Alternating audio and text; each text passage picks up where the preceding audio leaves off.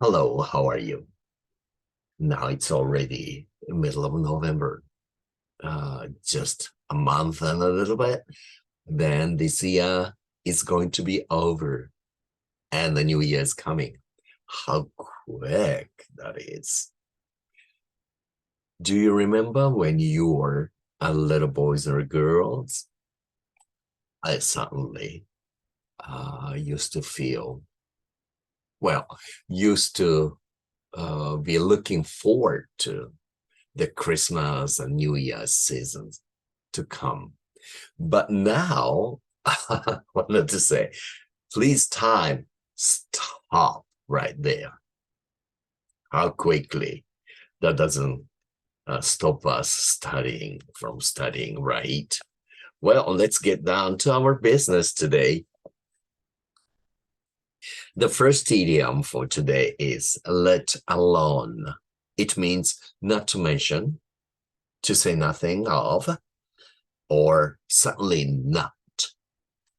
For example, oh, he's feeling so blue.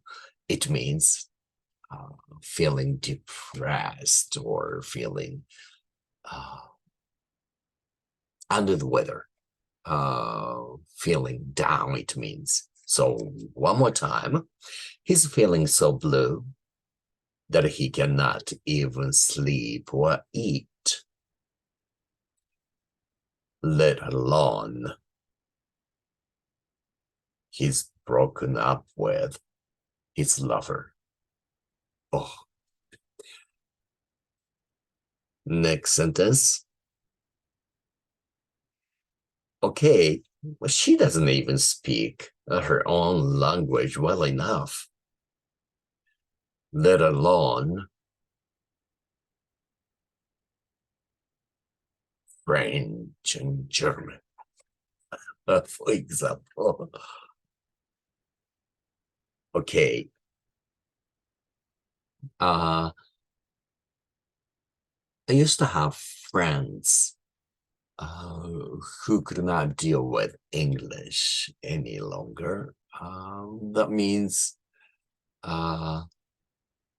English was too difficult for them, or they didn't study hard enough. So they decided to start off German, Spanish, or French, other than English language. But then look at the world. I mean, what's the most practical and a popular language? That's English or American. And I know those people just escaped, run away from studying English. Well, since fewer people than English learners in French and German, they thought they could be expert. Well, turned out to be they were wrong. So I would say, let alone those languages. First comes English. Now, the second idiom for today is to break off. It means to terminate or put an end to something. For example, we may break off relations with those countries. You probably can guess what countries they are. Okay. Diplomatic relations were broken off between the two countries several months before the war started, right? Diplomatic relations means usually the nations try establish their friendship among those countries through diplomats or diplomatic services. usually politicians, of course. Now, she and I were engaged, but we have broken it off. Oh, how sad. Do you believe that?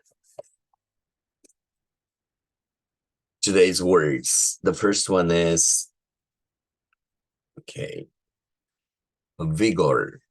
It means active strength or force. For example, having a deal, I would say a great deal of vigor. I was able to excel in the most sports in school days, and that's true though, but not now, of course. Now, Taro thumb made up for size by having more vigor than most people in his time.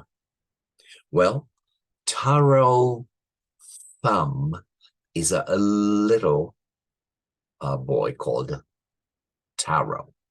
It's kind of like a Tom Thumb in the Western world, in Japanese version of that person, as I would call him Taro Thumb. Well, he was born such a small little boy, but one day he started to gain his dreams and goals and the will to be somebody. So he told his parents, well, they're very old already. He decided to go to the capital city, Kyoto, in his time. Then to do so, he would have to drift on the stream of the river, maybe creek. Okay, and instead of his boat, he had a soup wooden bowl, and for paddling oar, he used a chopstick. And his sword was made of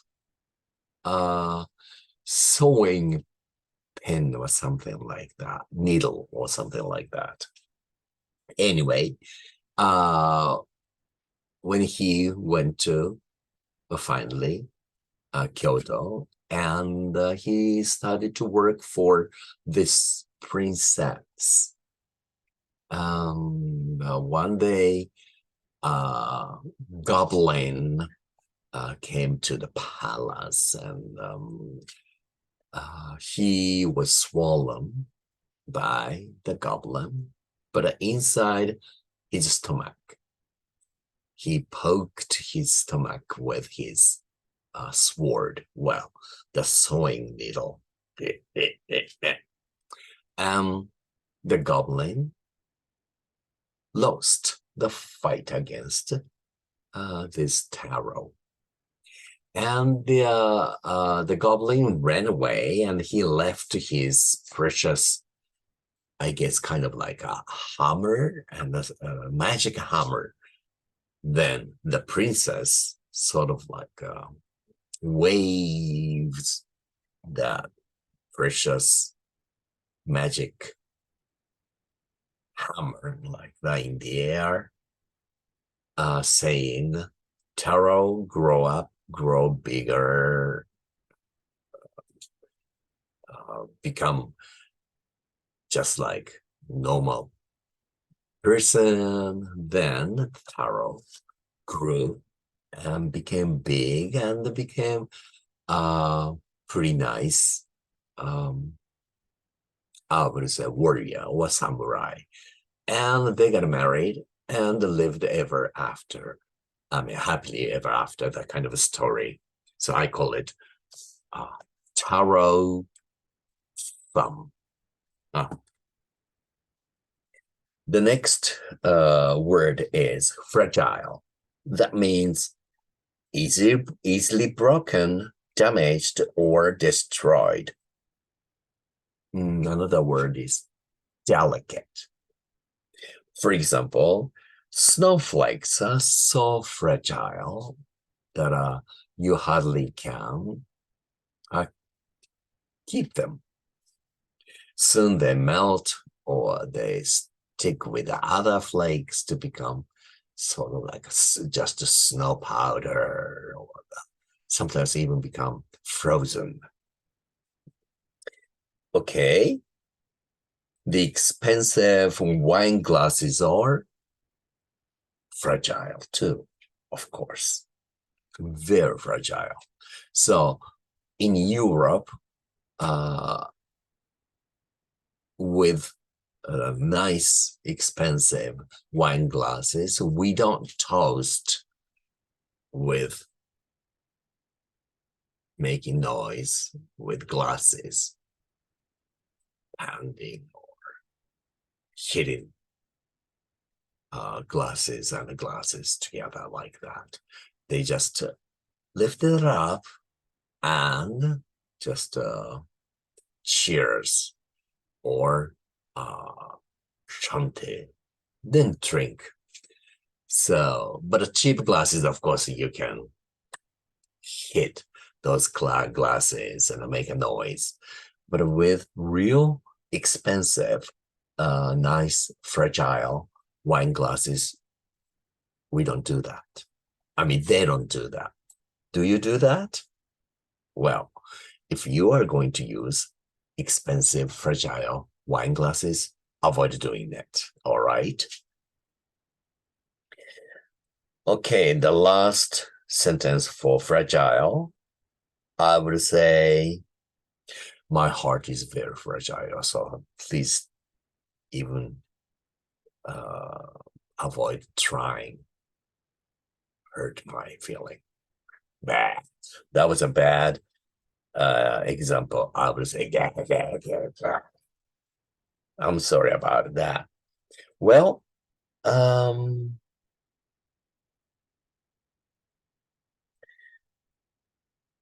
the box was a label which read fragile in red ink. So we should handle it with great care. Especially when you are moving, we put things like wine glasses or exquisite things into the box. Before doing that, you just wrapped in soft tissue paper or, I don't know, like a bubble plastic things to make it sure that they are not going to break. And after when you pack into the box, you tape it, seal it. Then often we put fragile label on the box to make it sure that the movers or people who carry would recognize that those boxes should be handled with care. Okay. Now take care of yourself and see you next time. Aloha.